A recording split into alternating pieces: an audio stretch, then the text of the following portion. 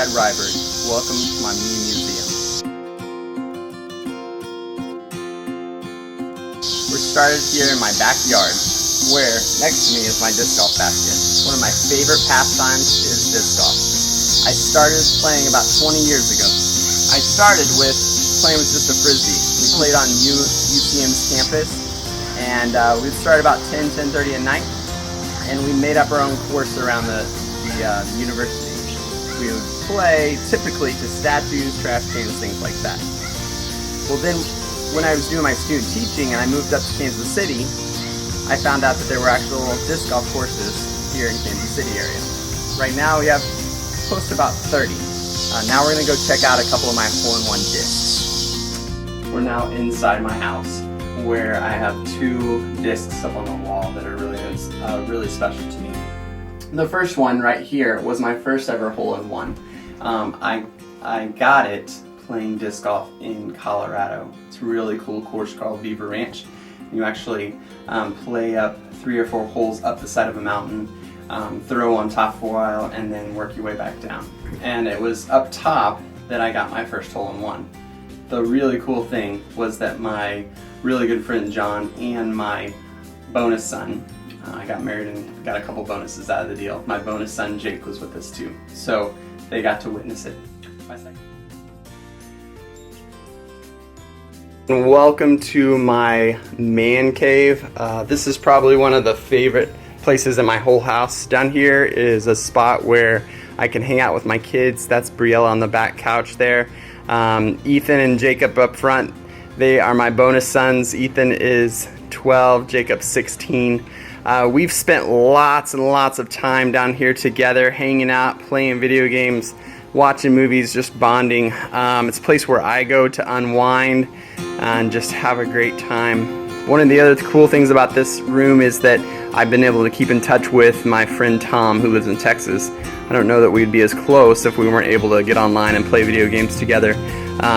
So I just love this place. It's a place where I relax, unwind, have some fun, and I'm not sure what Briella's doing there, but anyway, so if you don't have a man cave, I'd definitely recommend you getting one. Pretty good time. Here's another room of my mini museum. I don't know if you're gathering or not that I'm pretty much just a really big kid, but this is our board game collection that we have. We have lots, and we keep adding game after game. When we play a game at someone's house, our newest one I think is the Telestrations game. That's a lot of fun. It's kind of a cross between Pictionary and the telephone game. If you haven't played it, check it out. We also have lots of strategy games. We've got kids games. We've got party games. It's one of those things where I just feel like, it's fun to get together as a family. We have Tech-Free Tuesdays where we don't play video games, we don't watch movies, we don't play on our phones, we play board games. We go do something as a family. So these are just, I don't know, I think they're a lot of fun. When we have friends over, we play lots of games. When we have big family events, we bring board games with us. But it's just something that we do, that we like. We've got strategy games that I like Risk, Settlers of Catan, lots of games that I've played that I would love to own at some point as well. So games I just feel like are a way that we can grow together, and then also again, kind of unwind, relax, laugh, joke. They're a lot of fun. So this book, Love You Forever, written by Robert Munsch and illustrated by Sheila McGraw, is one of my favorite books for a couple different reasons.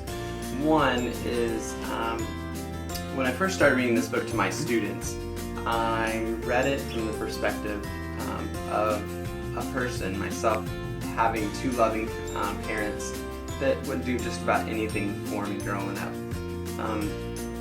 That changed when my daughter was born. Shortly after she was born, I read this book to my class, and pretty sure that I must have had something in my eye, because I started to water really bad. It was the last part of the book, and if you've never read this book, I would highly recommend it.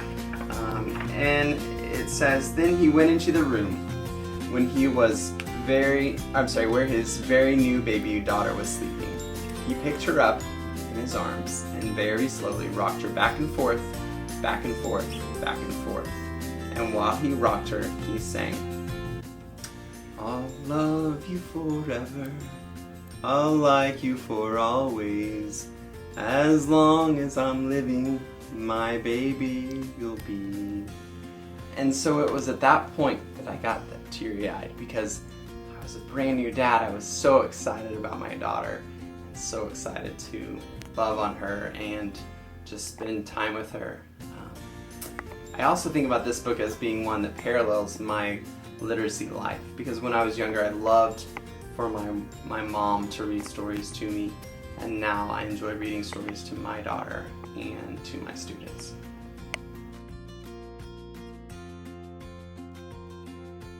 The final stop of my museum.